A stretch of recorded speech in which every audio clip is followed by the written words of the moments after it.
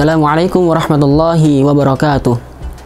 Innal hamdalillah nahmaduhu wa nasta'inuhu wa nastaghfiruh wa na'udzu billahi min shururi anfusina wa sayyiati a'malina. May yahdihillahu fala mudilla lahu wa may yudlilhu fala hadiyalah. Asyhadu an la ilaha illallah wahdahu la syarika lah wa asyhadu anna Muhammadan 'abduhu wa rasuluhu la nabiyya wa la rasula ba'dah. Amma ba'd. Puji syukur kita haturkan kepada Allah Subhanahu wa taala yang telah banyak memberikan kepada kita nikmat. Dan apabila kita menghitung nikmat tersebut, maka niscaya kita tidak akan sanggup menghitungnya. Wa in ta'uddu ni'matallahi la tuhsuha. Dan ketika kita ingin menghitung nikmat yang telah Allah berikan kepada kita, maka niscaya kita tidak akan sanggup menghitungnya. Maka tugas kita sebagai seorang hamba bukanlah menghitung-hitung nikmat yang telah Allah berikan kepada kita, melainkan apa? Melainkan bersyukur, mensyukur nikmat yang telah Allah berikan kepada kita. Karena sesungguhnya tugas kita di dunia, tugas kita diciptakan di dunia bukanlah untuk menghitung nikmat yang telah Allah berikan kepada kita, melainkan untuk beribadah. Dan ibadah itu sendiri merupakan salah satu cara bagi kita untuk mensyukur nikmat yang telah Allah berikan kepada kita. Wa ma khalaqatul jinna wal insa illa liya'budun. Dan tidaklah aku ciptakan jin dan manusia kecuali untuk beribadah kepadaku. Teman-teman sekalian, salah satu faktor sulit atau mudahnya seorang untuk bersyukur ialah takwa. Bukan karena harta, bukan karena jabatan dan lain sebagainya. Karena Allah berfirman dalam Quran surat Ali Imran, "Fattaqullaha la'allakum tashkurun." Maka bertakwalah kepada Allah agar kalian bersyukur. Kemudian salawat serta salam semoga tetap selalu tercurah kepada baginda Nabiullah Nabi Muhammad sallallahu alaihi wasallam, kepada keluarganya, kepada para sahabatnya, dan semoga juga sampai kepada kita sebagai para pengikutnya yang setia. Amin ya rabbal alamin. Al-Quran yang merupakan sumber ajaran agama Islam telah mengantarkannya kepada peradaban dunia, yang menjadikan Al-Quran sebagai kiblat ilmu pengetahuan dan budaya. Dan pada saat ini pun, alhamdulillah, kita sebagai orang Islam masih dapat merasakan pengaruh positif dari perubahan Islam yang didasarkan pada Al-Quran tersebut. Di antara inspirasi yang terpenting yaitu yang pertama, Al-Quran merupakan inspirasi perubahan dalam aspek keyakinan. Keindahan gaya bahasa Al-Quran, kedalaman isi dan keluhuran maknanya telah menggetarkan hati-hati manusia. Hati yang awalnya keras menjadi lembut. Hati yang awalnya benci terhadap Al-Quran menjadi cinta terhadap Al-Quran. Di antara dari sekian banyak contoh yang telah Al-Quran getarkan hatinya ialah Umar radhiyallahu an. Di masa jahiliyah, Umar merupakan seorang yang sangat membenci Islam. Tapi ketika ia mendengar dibacakannya Quran Surat Thaha ayat 1-14 di rumah adiknya yang bernama Fatimah, maka hatinya tergugah, akalnya terinspirasi, dan jiwanya membenarkan akan ayat tersebut. Thaha ma anzalna 'alaikal qur'ana litashqa illa tadhkiratan liman yakhsha tanzilan mimman khalaqal arda was samawati al-'ula. Lantunan indah Quran Surat Thaha 1-14 telah mendobrak keangkuhan dirinya dan melembutkan kerasnya hati. Ia berkata, "Sungguh mulia dan indahnya ayat ini, maka tunjukkanlah kepadaku di mana Muhammad berada."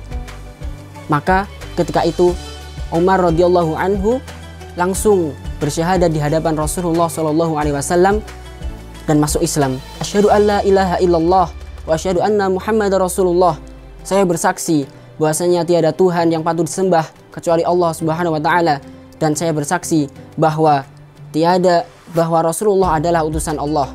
Maka syahadat Umar tersebut disaksikan oleh seluruh penghuni rumah Rasulullah sallallahu alaihi wasallam. Bahkan diriwayatkan takbir mereka memenuhi isi rumah dan terdengar hingga Masjidil Haram. Maka setelah itu keyakinan Umar terhadap ajaran nenek moyang 180 derajat berubah. Kemudian ia dengan mantap dan penuh keyakinan menjadi mengikut Nabi Muhammad SAW dan menjadi pembela Islam di garda terdepan. Kemudian yang kedua, Al-Quran merupakan sumber inspirasi dalam aspek akhlak. Ajaran Al-Quran mengubah akhlak yang awalnya jahiliyah menuju akhlak Islamiyah. Akhlak yang awalnya tercela menuju akhlak yang mulia. Dicontohkan ketika diturunkan Al-Quran, Quran surat Al-Ma'idah, "Ya ayyuhalladzina amanu innamal khamru wal maisir wal ansabu wal azlamu rijsu min amali syaiton fajtanibuhu la'allakum tuflihun. Ketika diturunkan ayat tentang khamr, maka diriwayatkan pada saat itu pemuda-pemuda Arab, masyarakat Arab yang masih meminum khamr, rela mereka berturun ke jalan. Mereka berturun ke jalan sambil membawa botol-botol khamr mereka dan mereka pecahkan di jalan. Karena apa? Karena semangat hijrah mereka. Bahkan diriwayatkan jalan-jalan Madinah pada saat itu laksana banjir khamr. Kemudian ketika diturunkan Quran surat An-Nur ayat 31, wa qul lil mu'minati yaghdudna min absarihinna wa yakhfatna furujahunna wa la yubdina zinatahunna illa ma dhahara minha wal yadribna bi khumurihinna ala juyubihin. Maka hendaklah wanita-wanita mukmin itu menjulurkan kainnya hingga menutupi dada-dada mereka. Maka semangat hijrah wanita-wanita yang beriman pada masa itu, mereka rela menarik gorden-gorden mereka hanya untuk apa? Untuk memenuhi syariat yang telah Allah berikan kepada mereka, yaitu menjulurkan kain ke dada-dada mereka. Itulah inspirasi perubahan pada seluruh aspek kehidupan yang didasarkan pada Al-Quran.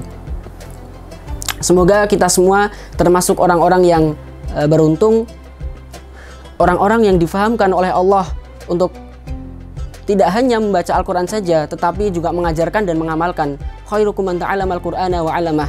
Sebaik-baik kalian ialah orang yang bukan hanya mempelajari Al-Quran, tapi juga mengajarkannya. Dan semoga kita juga termasuk orang-orang yang menang dengan semangat keyakinan iman, dengan semangat perubahan hijrah, dan dengan semangat perjuangan jihad.